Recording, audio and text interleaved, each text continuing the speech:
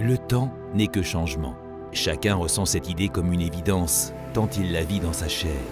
Ce n'est pas pour rien que le mot année, en hébreu, shana, s'apparente étymologiquement à chinouille, le changement. De fait, tout est changement. C'est là, tout à la fois, que se révèlent l'orgueil et l'humilité de l'homme. Humilité, car qu'est-il devant l'infini du temps qui passe? Orgueil, car il est le seul être de la création à pouvoir en modifier le sens et la portée s'il le désire vraiment. Le peuple juif s'est toujours inscrit dans cette vision. Son temps est naturellement et spirituellement scandé par le Shabbat, le Rosh Chodesh, les fêtes et par le rythme tricotidien de la prière.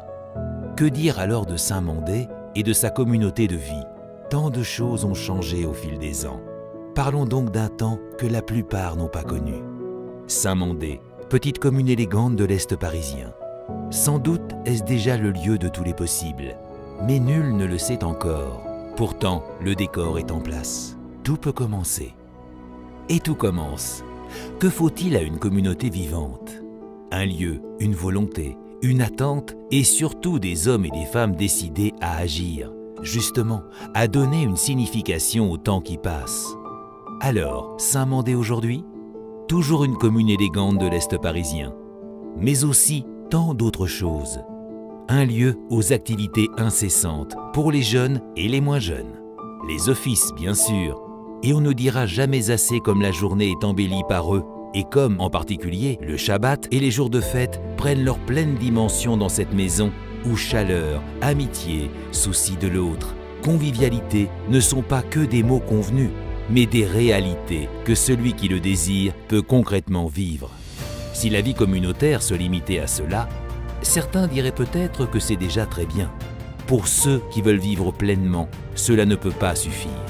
Cours de Torah, de judaïsme pour tous les niveaux, pour hommes et pour femmes, kidouche et fête pour les grandes occasions, Talmud Torah, cantine cachère pour les enfants qui fréquentent l'école publique, ils sont une centaine à y venir chaque jour.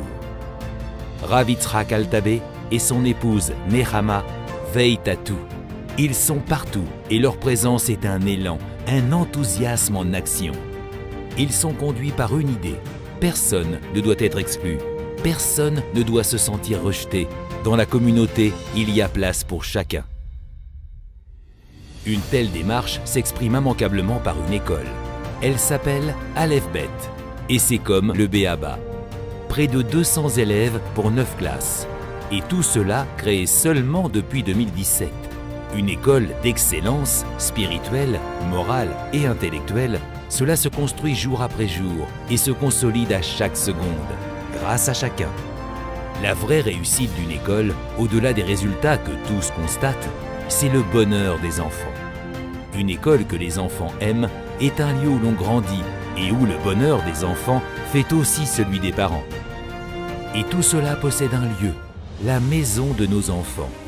Ce nom dit ce qu'elle est, une maison, là où on se retrouve soi-même avec sérénité.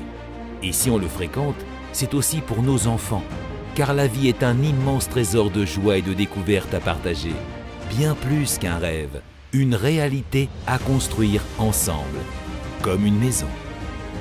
Alors, aussi glorieux soit le présent, l'avenir doit être davantage. Imaginons donc un Saint Mandé d'avenir. La maison de nos enfants n'a pas cessé de grandir. Elle doit continuer de le faire. Demain sera un autre monde et c'est à nous de le construire dès aujourd'hui. Car nous n'en sommes pas que les spectateurs, nous en sommes littéralement les acteurs. Faisons s'élever les espérances et les projets. Ils seront encore plus grands que nos attentes. Et tout cela sera grâce à chacun. Ensemble, nous continuerons de faire de Saint Mandé un des plus beaux endroits du monde.